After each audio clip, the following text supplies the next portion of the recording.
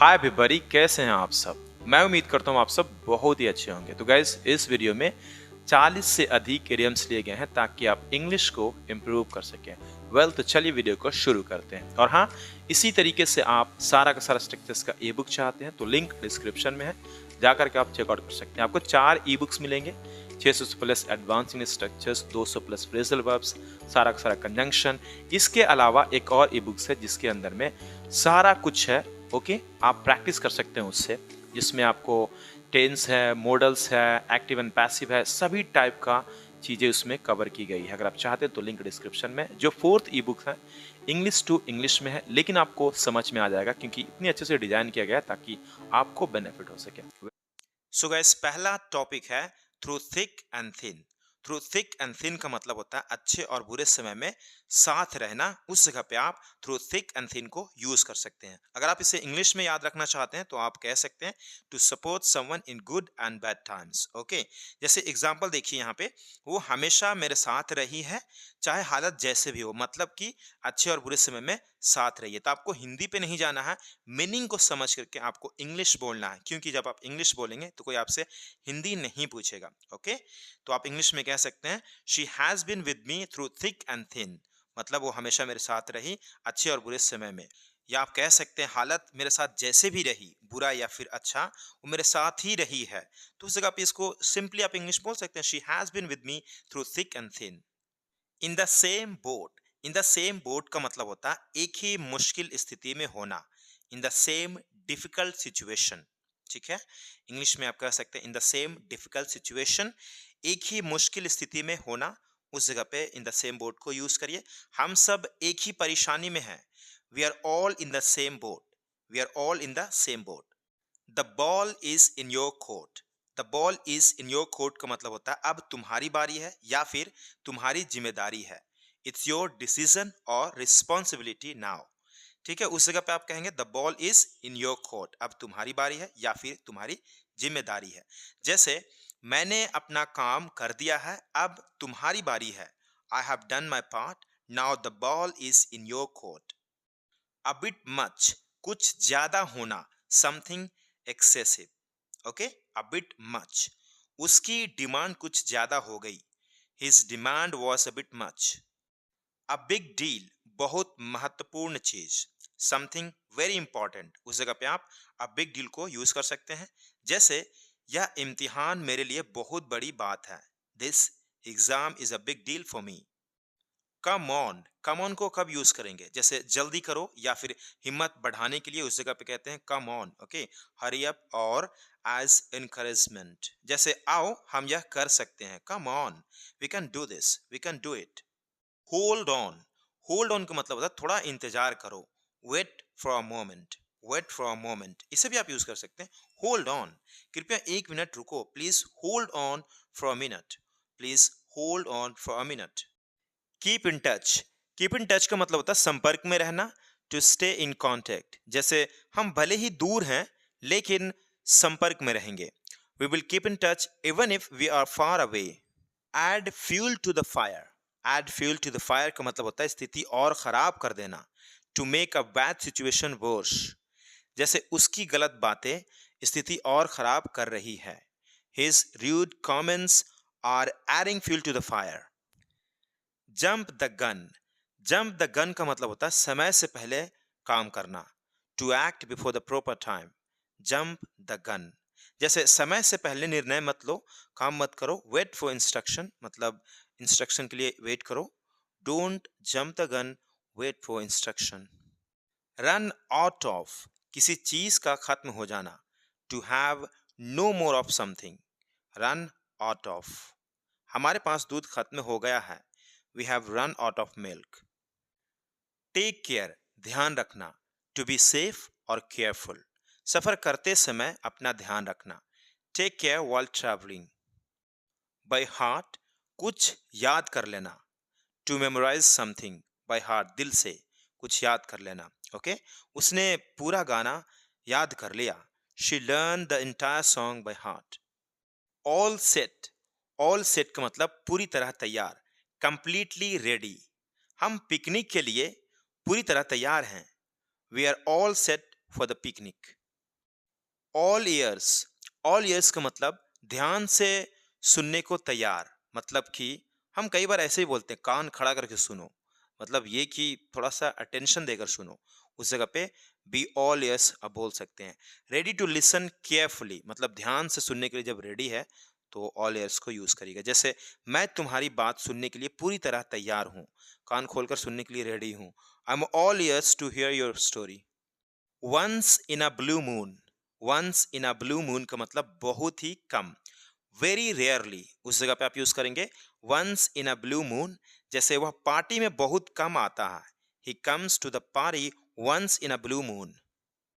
Speak your mind, speak your mind का मतलब होता है अपनी बात साफ साफ कहना, टू से व्हाट यू रियली थिंक। अपनी बात साफ साफ कहो, speak your mind clearly, speak your mind as clearly as possible, मतलब कुछ भी ऐड कर सकते हो, it is up to you. Okay, speak your mind clearly.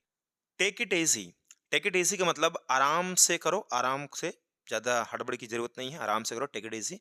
Relax and don't worry, ज्यादा मत सोचो, आराम से करो, आराम करो। Don't think too much, take it easy मतलब हल्के में लो, आराम से बस करो, हल्के में लो, ज्यादा चिंता करने की जरूरत नहीं।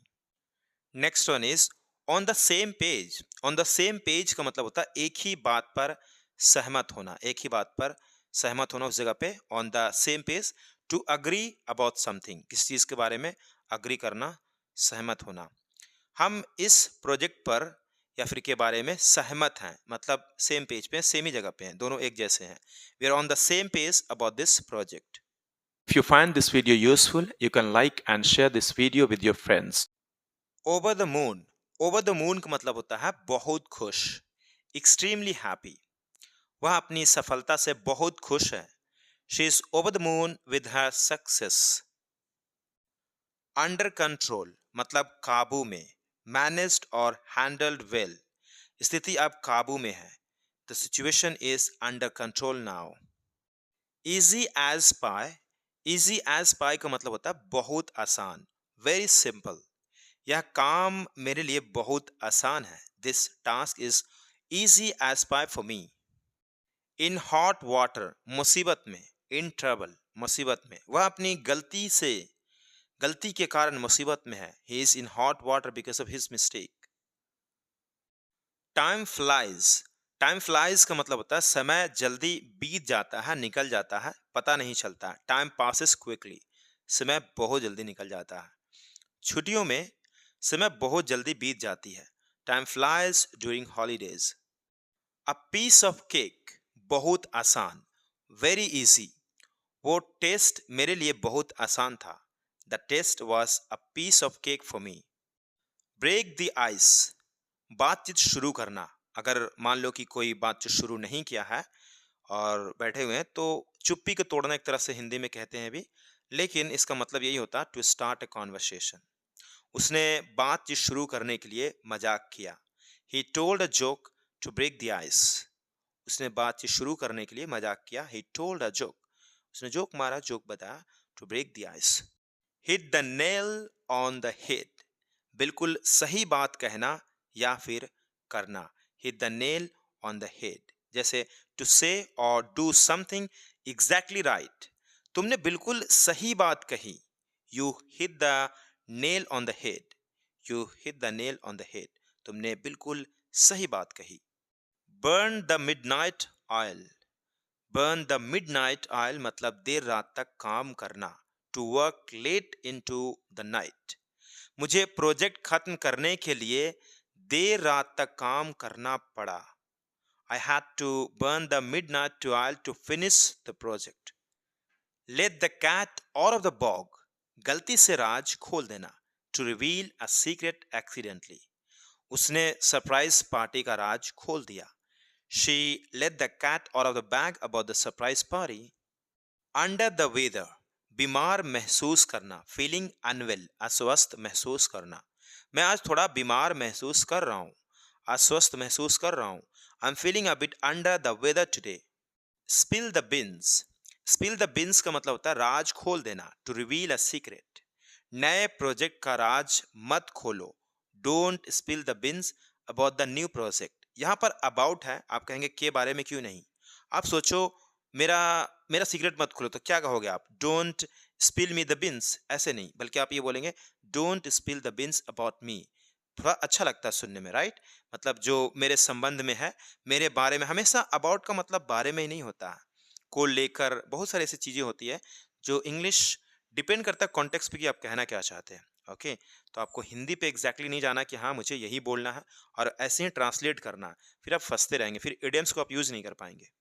Call it a day, call it a day का मतलब दिन का काम खत्म करना, मतलब कि जब हम काम कर रहे होते हैं तो खत्म कर देते हैं, कहते हैं अब बस खत्म, चलो खत्म, बंद करते हैं। दिन का काम खत्म करना, to stop working for the day. चलो आज का काम यहीं खत्म करते हैं, let's call it a day and go home. Bite the bullet, bite the bullet का मतलब होता है कठिन परिस्थिति का सामना करना, to face a difficult situation bravely. उसे माफी मांगने की हिम्मत करनी पड़ी, उसे माफी मांगने की हिम्मत करनी पड़ी। She had to bite the bullet and apologise. Kill two birds with one stone, मतलब एक साथ दो काम निपटाना। उस जगह पे आप kill two birds with one stone को यूज करेंगे। किल टू बर्ड्स, दो बर्ड्स को मारना एक पत्थर से। तो ऐसे एग्जैक्ट आपको हिंदी नहीं करना है, बस ऐसे मैं बता रहा हूँ। To achieve two goals with one action, एक एक्शन के साथ आपको दो चीज को अचीव करना है। ये कुछ भी हो सकता है, जैसे मान लो कि आप ऑफिस जा रहे हो, ऑफिस तो जाना है, और साथ में आपने वहां से अपने बच्चों को फीस भर दिया। मान लो कि ट्यूशन का वहीं पे ट्यूशन आप दिलाते थे, तो आपने जो भी किया कि चलो जो भी है अपने फीस वगैरह खत्म कर दिया, और उसके बाद अपने घर आया, तो एक बार गया तो समझो एक बार में दो काम आपने कर लिया। तो वैसे ही सिचुएशन है, ठीक है। दुकान तक चलकर जाना व्यायाम भी है और सामान भी मिल जाएगा। Walking to the store kills two birds with one stone. सही बात है। On cloud nine, on cloud nine का मतलब होता है बहुत खुश होना, एक्सट्रीमली हैप्पी। जैसे यहाँ पे हिंदी देखिए, प्रमोशन मिलने के बाद वो बहुत खुश हुआ। अब इस हिंदी को मैं इस तरीके से कहता हूँ, जैसे ही उसे प्रमोशन मिला है वह बहुत खुश है, मतलब कि जब से उसे मिला है अभी तक खुश है। तो उस सेंस में मतलब सिंस का जो मैं स्ट्रक्चर आपको बताया हूँ उसे यूज करके बनाएंगे। She is been on cloud nine since she got the promotion, मतलब जब से उसे प्रमोशन मिली है वह बहुत खुश है, खुश रही है। यहाँ पे है तो सिचुएशन क्या है? सिंस। और यहाँ प्रमोशन मिलने के बाद, मिलने के काम कब हुआ? पहले। और खुश है कब से? उस समय से अभी तक। तो हिंदी पे आपको जाएंगे तो आप और भी तरीके से इसे बना सकते हैं, लेकिन सिंस का मीनिंग से मैंने यहाँ पे बनाया है और आपको मैं बताने की कोशिश कर रहा हूँ, ठीक है। अगला देखते हैं। Cost N arm and a leg, cost N arm and a leg का मतलब होता है बहुत महंगा, वेरी एक्सपेंसिव। नया फोन बहुत महंगा है, the new phone cost N arm and a leg. Hit the books, hit the books का मतलब होता है पढ़ाई शुरू करना, टू स्टार्ट स्टडिंग सीरियसली। मुझे कल के एग्जाम के लिए पढ़ाई करनी है, I need to hit the books for tomorrow's exam. Raining cats and dogs, raining cats and dogs का मतलब होता है बहुत तेज बारिश होना। रेनिंग वेरी हैवीली, बहुत तेज बारिश होना, उस जगह पे रेनिंग कैट्स एंड डॉग्स को यूज करेंगे। बाहर बहुत तेज बारिश हो रही है, it's raining cats and dogs outside. छाता ले जाना मत भूलना, don't forget to carry your umbrella. Don't forget your umbrella आप सिंपली कह सकते हैं, या फिर चाहे तो कह सकते हैं don't forget to carry your umbrella. Break a leg, break a leg का मतलब शुभकामनाएं देना, खासकर परफॉर्मेंस के लिए, to wish someone good luck. तुम्हारी प्रेजेंटेशन के लिए शुभकामनाएं, break a leg at your presentation.